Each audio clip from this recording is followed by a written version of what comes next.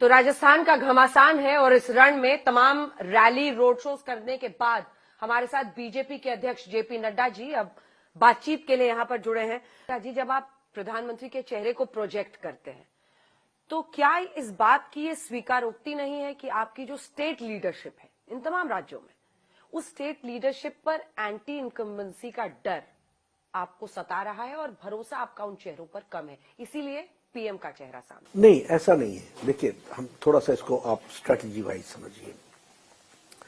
Bharatiya Janata party कार्डर based organisation है, मास based है और आइडियोलॉजिकल पार्टी है। प्रधानमंत्री आज दुनिया में पॉपुलैरिटी रेटिंग में सबसे ऊपर है दुनिया में। अब ये हमारा सौभाग्य है कि वो हमारे भारतीय जनता पार्टी के नेता हैं और शीर्षस्थ नेता है और वह अपने आप को कार्यकर्ता भाव से संगठन के लिए हमेशा काम के लिए और संगठन के को आगे बढ़ाने के लिए हमेशा लगे रहते हैं।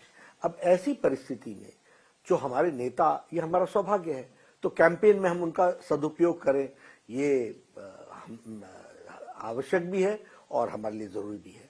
अब यहां से मैं आपको थोड़ी दूसरी बात भी समझाऊंगा कि जब हम कैंपेन करते हैं तो जिला लेवल से लेकर नेशनल लेवल तक सभी लीडर प्रोग्राम्स में आते हैं और सभी के प्रोग्राम्स होते हैं।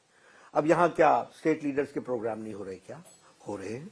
लोगों ने 30-30 रैलियां की हैं, 20-20 रैलियां की हैं, लेकिन उसके साथ साथ प्रधानमंत्री जी आते हैं, रक्षा मंत्री जी आते हैं, गृह मंत्री जी आते हैं, राष्ट्रीय अध्यक्ष आता है। तो अब डिफरेंस क्या है? कांग्रेस में ये फलाने का कार्यकर्ता है, कांग्रेस का कार्यकर्ता नहीं है, ये फलाने का कार्यकर्ता है। तो फलाने की जगह फलाने राम नहीं जाएंगे और फलाने के यहां फलाने राम नहीं जाएंगे। हम एक साथ एक दिन में 20-20 कॉन्स्टिट्यूएंसीज कवर करते हैं।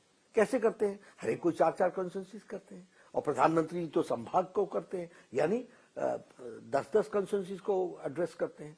तो क्या होता है? ये हमारा स्टाइल ऑफ फंक्शनिंग है, जिसको आप लोग कई बार कारपेट बॉम्बिंग भी कह देते हैं। तो ये हम काम करते हैं। तो ऐसा नहीं है कि कोई किसी पर विश्वास नहीं है, ऐसा लगता है ना सर कि स्टेट लीडरशिप पे आपको भरोसा नहीं? नहीं, पूरा भरोसा है, पूरा भरोसा है, लेकिन सब लोग अपने अपने काम में जुट रहे हैं। आज क्या स्टेट लीडर्स का टूर नहीं हुआ? क्या आज भी हुआ है, लोग गए हैं। एक एक स्टेट लीडर ने 30-30, 40-40 विधानसभाओं को कवर किया है। हम लोग उनको फैसिलिटेट करते हैं, उनका हम प्रोग्राम बनाते हैं। यहां क्या है कि प्रोग्राम किसका कहां बनेगा ये लीडर नहीं तय करता, ये संगठन तय करता है। और कौन प्रोग्राम किस समय होगा, यहां तक कि रोड शो कहां होगा और पब्लिक मीटिंग कहां होगी, ये भी हम तय करते हैं। तो इसमें मैक्सिमम यूटिलाइजेशन हो, मैक्सिमम कैंपेन को हम थ्रस्ट दे सके। और आप अंजना जी देखते होंगे कि बीजेपी 3 दिन में 2 दिन के अंदर हवा बदलती है। तो कैसे बदलती है? वो ऑर्गेनाइज तरीके से जब हम चुनाव में, तो आप ही शेड्यूल बनाते हैं? नहीं, हम नहीं बनाते हैं, इसके विभाग है, इसके एक्सपर्टीज है। हाँ, मतलब ये कौन सा मंत्री कितनी सभाएं करेगा? ऐसे कोई हमारे बैकरूम जिसको कहिए, वॉर रूम कहिए, जो भी आप कहें, जो भी आप शब्दावली रहे, पीछे से काम करने वाले कम से कम हर चुनाव में 500 कार्यकर्ता होते हैं। They are expert in it. अच्छा, स्टार प्रचारक बनने की एलिजिबिलिटी क्या है? एलिजिबिलिटी जिसके लोगों के बीच में मांग है, जो लोग चाहते हैं, जिनको हम आइडियोलॉजी, जिनके माध्यम से हम आइडियोलॉजी पहुंचा सकते हैं, जो लोग वहां पर कनेक्ट कर सकते हैं। और इसमें भी डिफरेंट होता है, कई लोग यूपी में कनेक्ट होते हैं और वो तेलंगाना में नहीं होंगे, तो वो वहां स्टार प्रचारक है, वहां स्टार प्रचारक होंगे, वहां नहीं होंगे। हेमंत बिस्वा शर्मा असम के, वो एमपी से लेकर राजस्थान हर जगह आप उनको लॉन्च कर कनेक्ट होता है, तो उपयोग करते हैं, लोग मांगते हैं, डिमांड करते हैं, तो होता है। सब लोगों को उस दृष्टि से जोड़ा जाता है। और इसके बारे में भी हम लोग, अच्छा, इसमें एक बात और भी कह दूंगा अंजना जी, कि हम चांस भी देते हैं, नए नए लोगों को चांस भी देते हैं और उनके परफॉर्मेंस को भी, क्योंकि it is a continuous process, it is a very scientific process. तो हम नए लीडर्स कैसे उभरेंगे? तो इसी तरीके से उभरेंगे, उनको हम कैंपेन में लाएंगे, वो उनको हम कैंपेन के साथ जोड़ेंगे और धीरे धीरे करके वो ग्रो भी होते हैं और चुनाव भी। जो मैं ये सवाल नड्डा जी आपसे पूछ रही हूँ, इसके पीछे 2 वजह है। देखिए, इस बार आपने एमपी हो जहां 3 केंद्रीय मंत्री, 7 सांसद आपने उतारे, यहाँ राजस्थान हो जहां पर आपने कई सांसदों को उतार दिया, यहीं पे जहां मौजूद है जयपुर में दिया सिंह, राज्यवर्धन राठौर, इन तमाम सीटों पर उतारा। तो इसके पीछे क्या वजह है? क्या ये नहीं इन्फोर्स करता है कि स्टेट लीडरशिप में आपको नई जान फूंकने की जरूरत थी? और इसी प्रश्न का दूसरा हिस्सा ये है कि आप जब इस तरह के फोर्स के साथ आगे बढ़ते हैं तो पीएम ने कहा कि कांग्रेस पार्टी में देखिए सब रन आउट कर रहे हैं एक दूसरे को, यहां पर भी गुटबाजी का सामना करना पड़ता है क्या? इंटरनली उसको कैसे हैंडल करते हैं? देखिए, पहली बात तो आप समझ लीजिए कि ये जो एमपी एमएलए लड़ते हैं और एमएलए एमपी लड़ते हैं, बीजेपी हमेशा एक्सपेरिमेंट्स करती है। ये बीजेपी ही है जो 11 के 11 सांसदों को छत्तीसगढ़ से एक साथ नए लोगों को कैंडिडेट बनाती है। ये बीजेपी ही है जो एक साथ कैबिनेट में सारे नए चेहरे लेकर के आ जाती है। ये बीजेपी ही है जो फर्स्ट टाइम को चीफ मिनिस्टर बना देती है। ये बीजेपी में एक्सपेरिमेंट्स होते हैं, नंबर 1। नंबर 2, हम चुनाव जब लड़ने जाते हैं तो किसकी यूटिलिटी कहां है इसको हमेशा ध्यान में रखते हैं, और किसको कहां आगे प्लेस करना है ये भी हम ध्यान में रखते हैं। तो इन सारी चीजों को ध्यान में रख करके हम चुनाव की दृष्टि से लोगों को लेकर के आते हैं। और आप एक बात तो देखेंगे ना कि जब हम ये लेकर के आते हैं तो कांग्रेस में खलबली होती है कि नहीं होती है?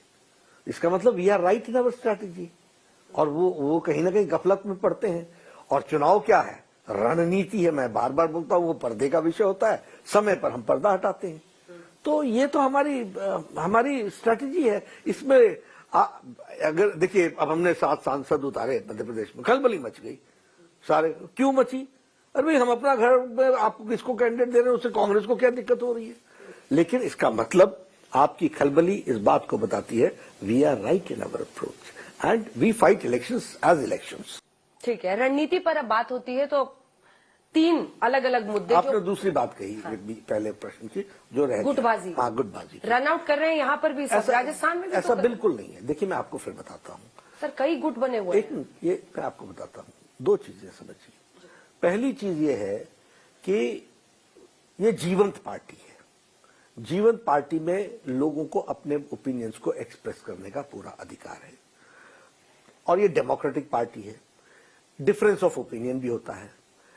मुझे आप एक बात बता दीजिए कि कमांड लाइन किसने डिस्टर्ब की? कोई डिस्टर्ब नहीं करता।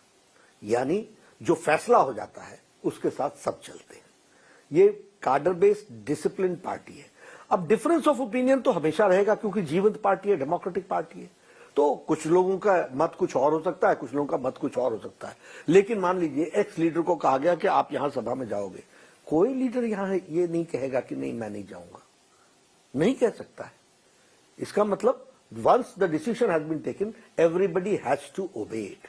तो इसलिए कोई गुटबाजी नहीं है। और हमारे यहां सेंटर इन सारी चीजों को बड़े बारीकियों से देखता है।